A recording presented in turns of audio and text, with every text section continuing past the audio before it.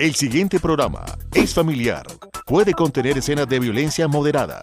No contiene escenas de sexo. Para mayor comprensión de los menores de edad, debe ser visto en compañía de un adulto responsable.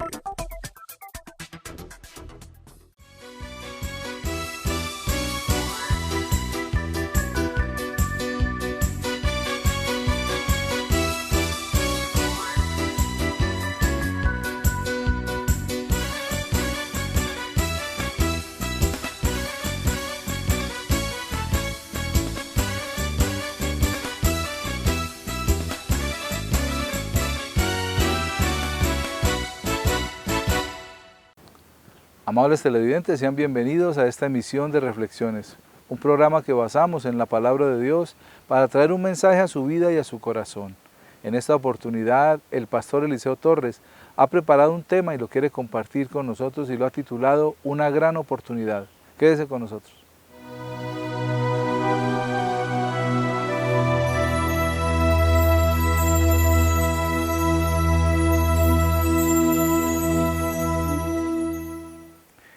Hay un adagio popular, un dicho popular, que en su primera parte dice, hijo de tigre, nace pintado. Y generalmente las personas lo utilizan para referirse a actitudes no muy buenas de un muchacho y lo relacionan con el actuar de los papás.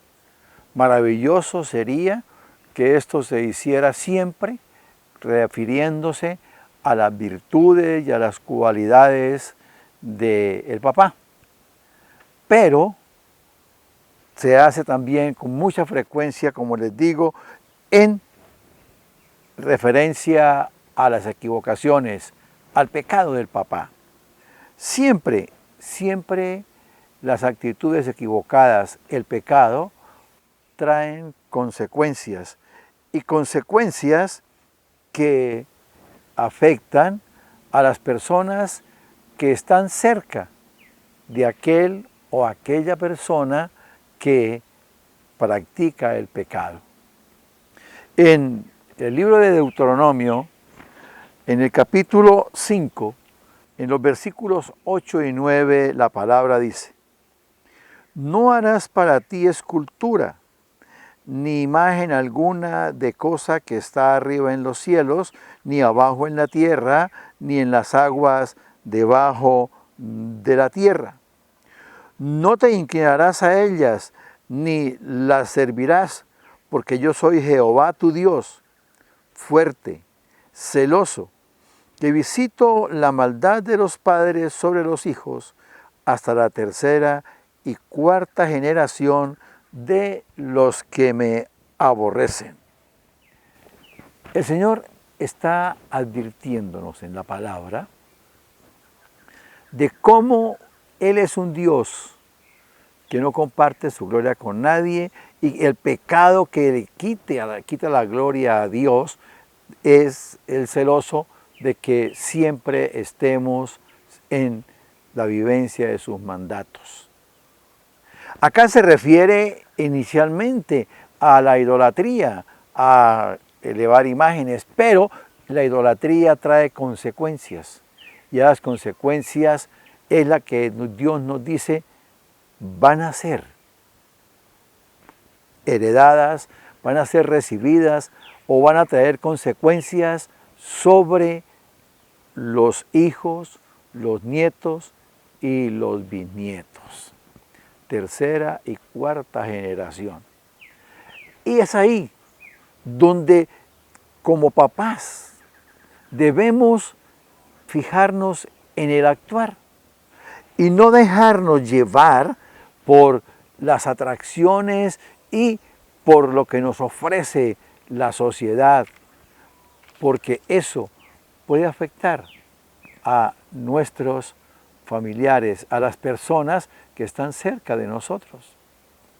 ¿Qué herencia le puede dejar un papá dedicado al alcohol, un papá borracho?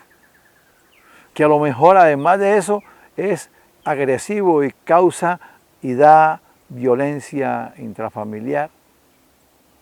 un papá, una mamá infiel, sembrando la maldición del adulterio, de la infidelidad, de la traición.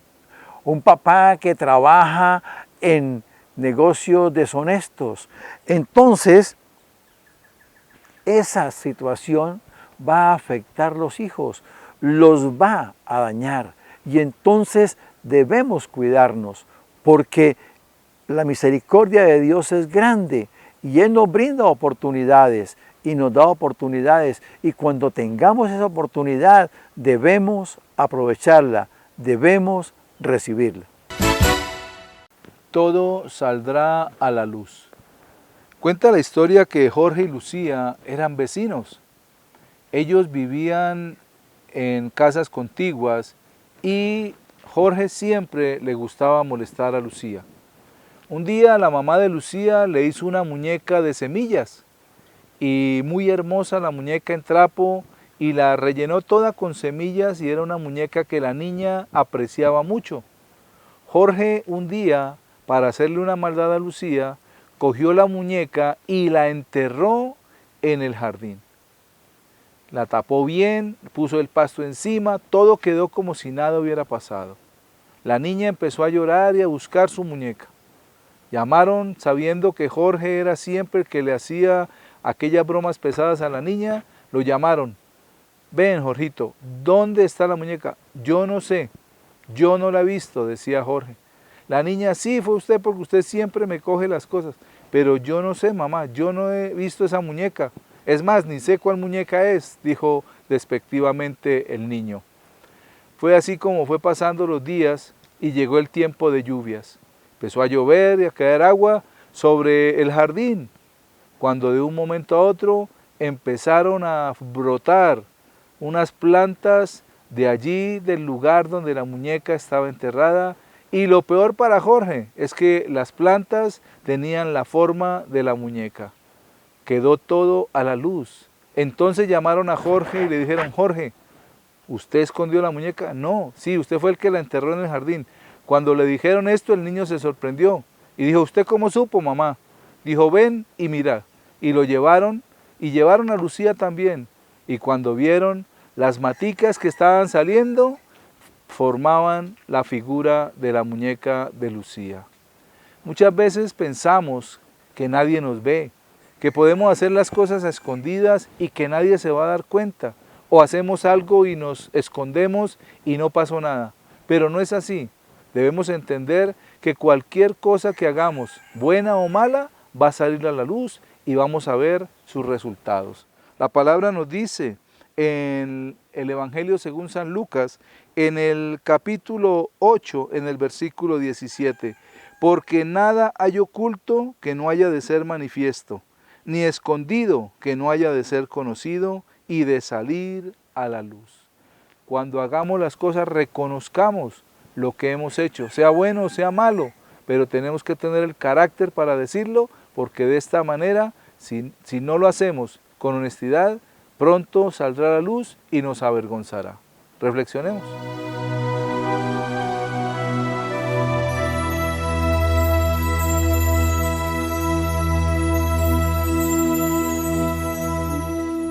La misericordia de Dios entonces abre su corazón y entonces nos da la oportunidad para que como papás no le traigamos pesos de maldición a nuestros hijos.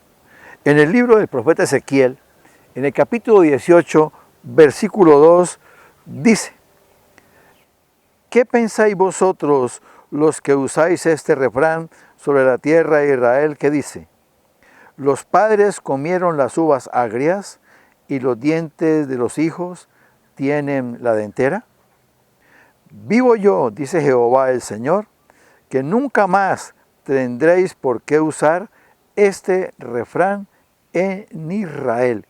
He aquí, todas las almas son mías, como el alma del Padre, así el alma del Hijo es mía.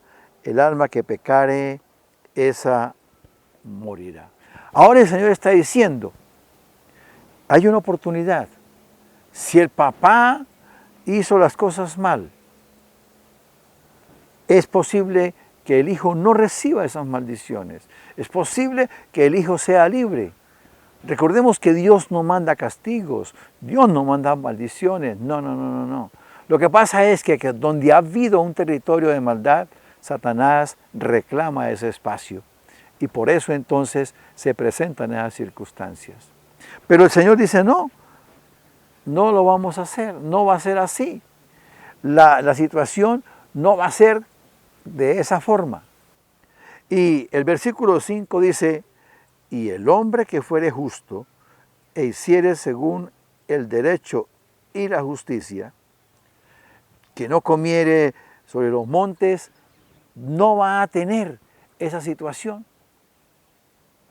Bueno, perfecto. Dios en su misericordia nos brinda la opción de que no se cumpla, que los pecados del papá, las equivocaciones del papá, traigan maldiciones sobre los hijos. Pero ¿qué hay que hacer? ¿Qué hay que hacer? Esto no es así automáticamente. No. Del versículo 6 al versículo 18, hay una lista donde Dios dice, si el hombre no hace esto, entonces va a ser justo, va a tener gracia. Por ejemplo, en el versículo 7 dice, si el hombre no oprimiere a ninguno, que al deudor devolviere su prenda, que no cometiere robo, y que diere de su pan al hambriento, y cubriera al desnudo con vestido. O sea, que nos preocupemos por los que sufren, que estemos agradando a Dios. Y luego dice que no prestare a interés ni tomare a usura, que de la maldad retrajere su mano e hiciere juicio verdadero entre hombre y hombre. El versículo 9 dice, en mis ordenanzas caminare y guardare mis decretos para hacer rectamente, este es justo, este vivirá, dice Jehová el Señor. Entonces, ¿cómo rompemos esas ataduras que un papá dejara sobre una familia, que una mamá dejara sobre una familia? Caminar en lo recto y hacer lo que Dios quiere.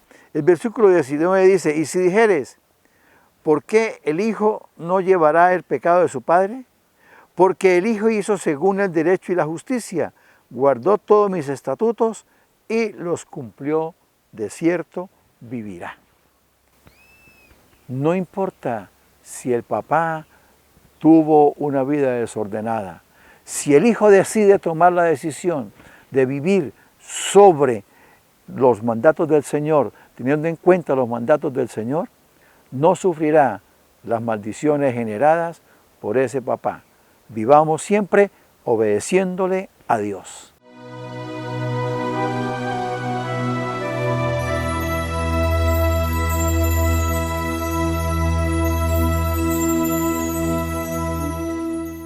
Con el tema que nos comparte el pastor Eliseo, podemos ver que todos tenemos la gran oportunidad de cambiar, la gran oportunidad de desechar aquello que traemos muchas veces de nuestros antepasados. Como mucha gente dice, aquella cola que traemos de lo viejo, de lo pasado. ¿Por qué? Porque cada uno de nosotros somos delante de Dios y venimos delante de Él para dar cuentas. Como nos decía el pastor Eliseo, aquel refrán judío, que los padres fueron los que se comieron las uvas y a los hijos les dio de entera. Pero dice el Señor que ya no más, porque todas las almas son de Él y que cada uno de nosotros tendrá que presentarse delante de Él para dar cuentas. Así que este es el tiempo y el momento de la gran oportunidad que Dios nos da para transformar nuestra vida de aquí hacia adelante. Lo pasado es pasado y el Señor quiere hacer cosas nuevas en nosotros. Por eso necesitamos aprovechar esa gran oportunidad que Él nos da mientras estamos con vida. Vamos a unos mensajes de interés y ya regresamos con reflexiones.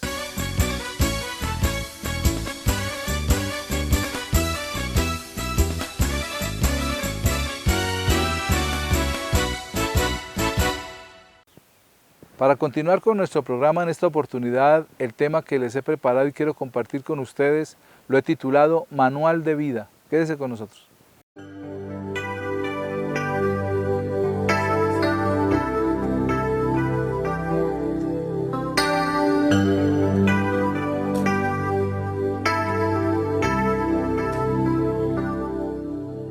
La Biblia, la palabra de Dios, es uno de los libros más leídos.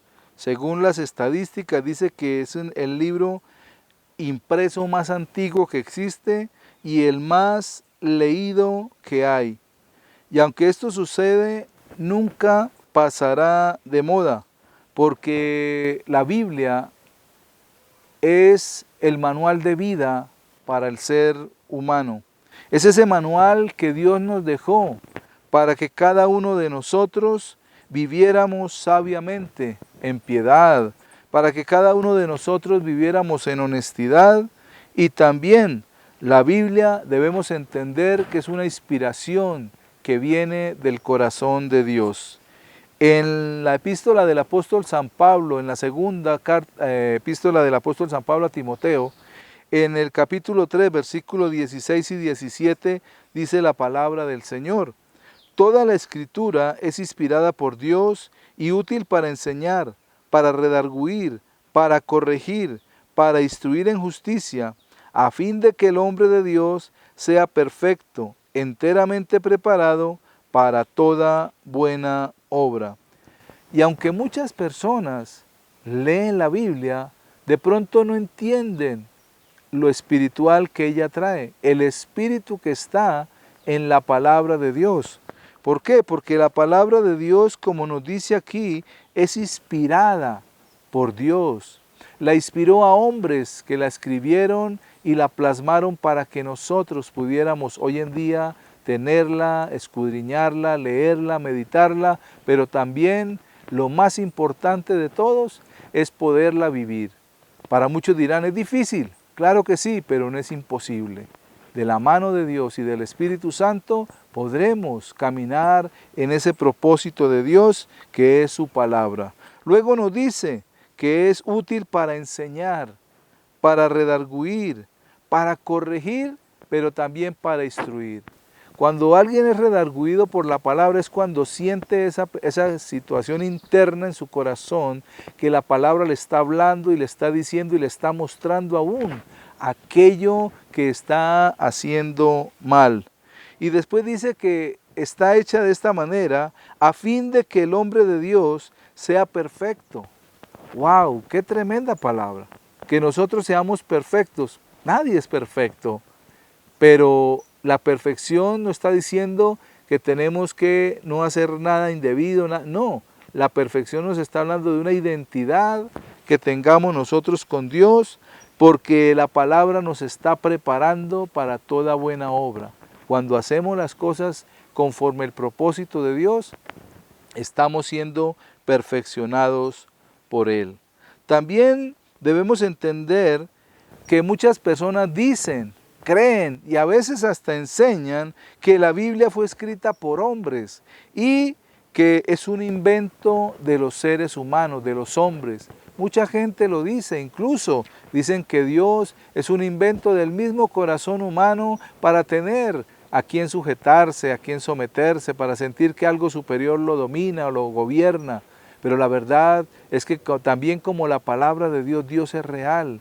Y su palabra es el manual para nuestras vidas. Su palabra es inspirada por Él, como nos dice la segunda carta del apóstol San Pedro en el capítulo 1, en los versículos 19 al 21.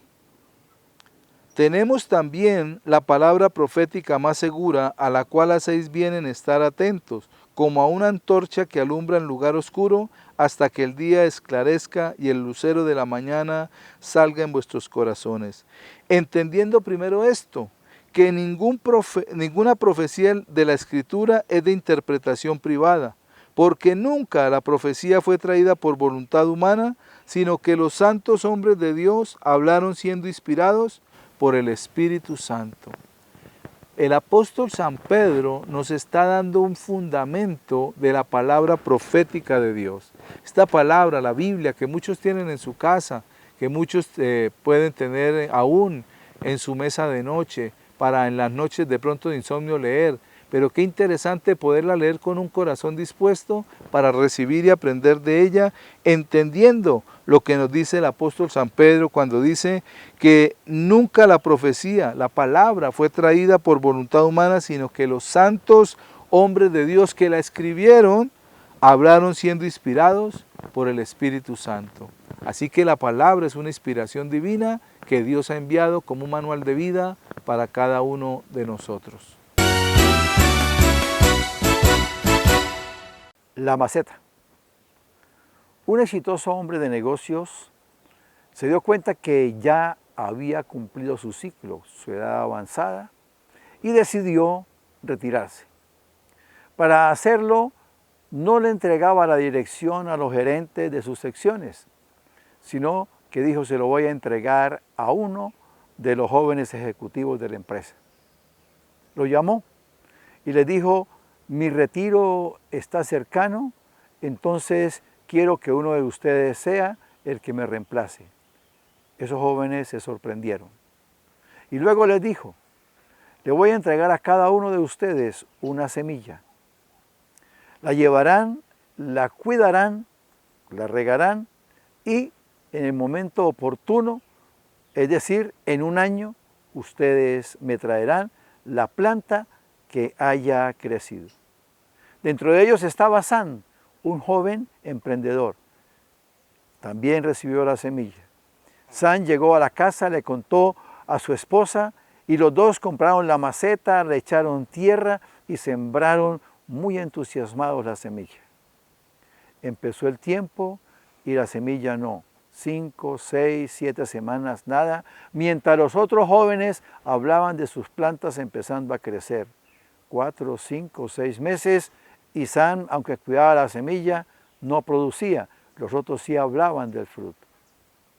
Llegó el año y todos se presentaban con la mata en la oficina del director. Sam le dijo a su esposa: yo no voy, yo fracasé, voy a pasar una vergüenza. Su esposa le insistió y le dijo: vaya y confiese honestamente lo que pasó. Cuando llegaron todos, Sam se hizo allá en un rincón atrás con esa mata, con esa matera sin ninguna planta. Los demás lo miraban como con desprecio, como diciendo: qué mal le fue. El director llegó y dijo: muy bonitas las plantas, maravillosas.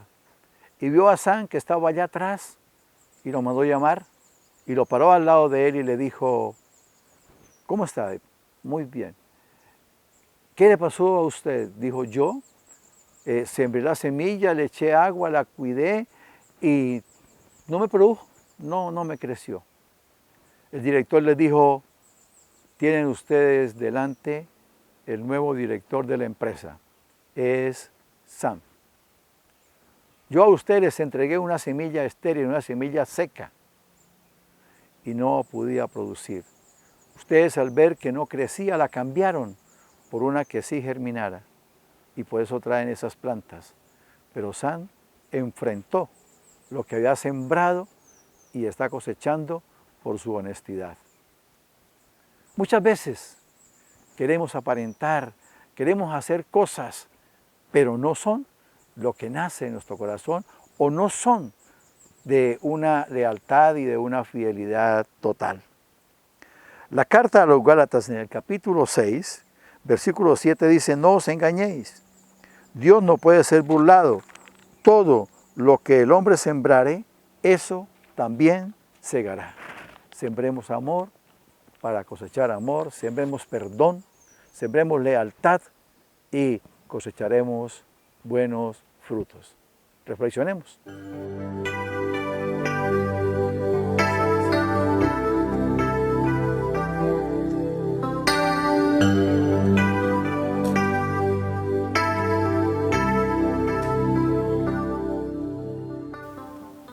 Algo muy importante que necesitamos entender, que necesitamos aprender, es que el Señor Jesús es la misma palabra. Recordemos cuando hablamos de ese Dios trino, de ese Padre, Hijo y Espíritu Santo, entendiendo cada uno de ellos como una persona individual, pero también como una unidad perfecta que en hebreo se llama el Elohim. Entonces, necesitamos entender eso. Padre, Dios, es el Dios creador. Jesús, el Hijo, el Dios ordenador, la palabra, el verbo. Y el Espíritu Santo es el Dios hacedor. Entonces, basándonos en eso, debemos comprender que la palabra es el mismo Señor Jesús, como nos dice el Evangelio de Juan en el capítulo 1, en los versículos 1 y el versículo 14. En el principio era el verbo, y el verbo era con Dios, y el verbo era Dios. Y en el versículo 14 dice, y aquel verbo fue hecho carne y habitó entre nosotros, y vimos su gloria, gloria como del unigénito del Padre, lleno de gracia y de verdad. Qué interesante poder comprender lo que la palabra nos dice acerca del Señor Jesús. Él es la palabra de Dios viva. Él es la palabra de Dios que ha sido dada a nosotros para ser transformados y enseñados por esa palabra. Cuando nosotros comprendemos ese propósito, entonces podemos entender lo que dice otra versión. La Nueva Versión Internacional dice, en el principio era la palabra, y la palabra estaba con Dios, y la palabra era Dios. Es allí donde podemos comprender cómo las traducciones bíblicas nos pueden dar mayor entendimiento. No hay Biblias de religiones, no, hay Biblias en versiones, y eso nos trae la Nueva Versión Internacional, lo que les acabo de hablar. Entonces, la palabra es el Señor Jesús, es el verbo hecho carne. Por eso nosotros debemos comprender y recibir esa palabra en nuestros corazones. Y cuando recibimos a Jesús, estamos recibiendo la palabra viva de Dios para nuestras vidas. Por esto es que la palabra nunca podrá pasar de moda. Pueden pasar los años, pueden pasar muchas cosas, pero la palabra permanecerá para siempre, como nos dice el Evangelio según San Marcos en el capítulo 13, en el versículo 31. El cielo y la tierra pasarán, pero mis palabras no pasarán. El Señor nos dice esto, el Señor Jesús, cielo y tierra pasarán, pero mi palabra permanecerá para siempre. Es una palabra que aún la misma Biblia nos dice, ni una coma, ni una tilde será quitada hasta que toda la palabra se cumpla. Y nosotros, como hijos de Dios, nosotros como personas que conocemos a Dios, tenemos que tener en nuestro corazón el anhelo y el deseo de leer cada día su palabra. Recordemos también lo que nos dice el Evangelio de Mateo, en el capítulo 4, en el versículo 4. Él respondió y dijo, escrito está, no solo de pan vivirá el hombre, sino de toda palabra que sale de la boca de Dios. La palabra de Dios es la que vive en nosotros para enseñarnos, para guiarnos, para guardarnos, pero también para que nosotros podamos vivir una vida de acuerdo al propósito de Dios. Recordemos que la palabra, la Biblia, es el manual de vida que Dios nos ha dado a cada uno de nosotros para que caminemos conforme a su voluntad. Y cuando la conocemos, la voluntad de Dios viene a nuestra vida para ser puesta por obra.